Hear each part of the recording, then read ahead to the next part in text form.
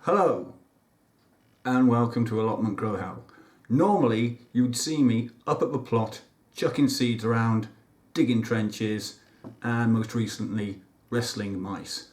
But today it's different. Today I'm bringing that epic excitement back into the kitchen, onto this small kitchen work surface to see what's going on. There's a mixture of life, death and God knows what in some cases. So let me start off with the bad news. My greyhound seedlings are starting to die, or at least some of them are. As you can see from that one there and that one in the far corner. There are 4, I think, or maybe 5 that are salvageable, but I need to get to them very quickly. 2 of my hurricane squash seedlings are romping away, and these 2 hurricane squash seeds are not romping away. I planted 6 sunflower seeds, and 6 sunflower seeds have come up. Look at these 2 mentalists. These are broad bean seeds that I planted probably 2 months ago, and they've only just broke the surface now.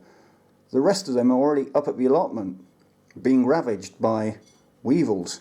So I guess that's why these 2 guys took their time. They don't want to get bitten by the weevil. I have a mini sweet pea forest going on. These are all a bit leggy. I need to pinch the tops out to encourage thicker growth from the bottom, but I think they're doing okay. The little gem seedlings have gone mental. Far too little light for them on this windowsill. As I keep saying every week, I need a greenhouse, so the legs on them are enormous. They should be marching themselves down a catwalk, this lot. And just before I get to the meat and 2 veg department of this specific video, I want to show you how my grapevine cuttings are getting on. I took 4 and I put 2 in each pot. You can see that they have fired. Little leaves are growing on those 2, so they look to be happy enough. And then when I come over to here, whoa there! Slow down, Tubby. This bad boy seems to be having a go. So I might nickname this one here Groot. There's another film reference for you people.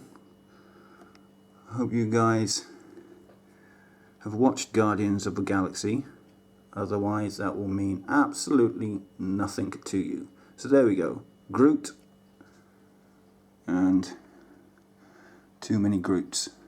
And while I'm on the subject of cuttings, let me show you my fuchsias that I did. I didn't film these guys to begin with because I wasn't sure whether it would actually work. But as you can see, the roots have taken on these. All I did was take a cutting from a fuchsia plant that my dad had. We had a couple actually. And literally just dumped them in a cup full of water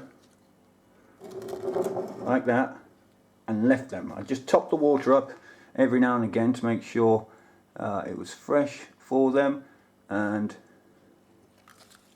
that's what you've got. Got a ready-made plant. It's like a form of cloning, isn't it? I've done a bit of a Dolly the Sheep here with these fuchsias. Man, this episode's got a science fiction feel to it. Alright, let's get to the meat and 2 veg part. It's time I sowed my French climbing beans.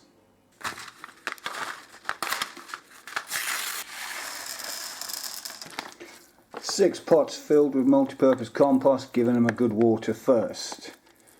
I'm going to sow 2 seeds per pot and cross my fingers. They normally do well for me. French climbing beans, I've always started them this way.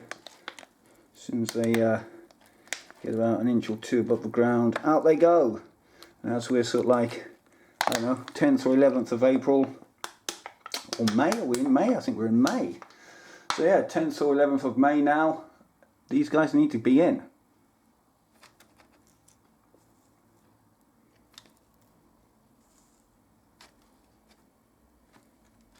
When it comes to French climbing beans, I'm not fussy as to whether I sew them on their side or not. They just go in.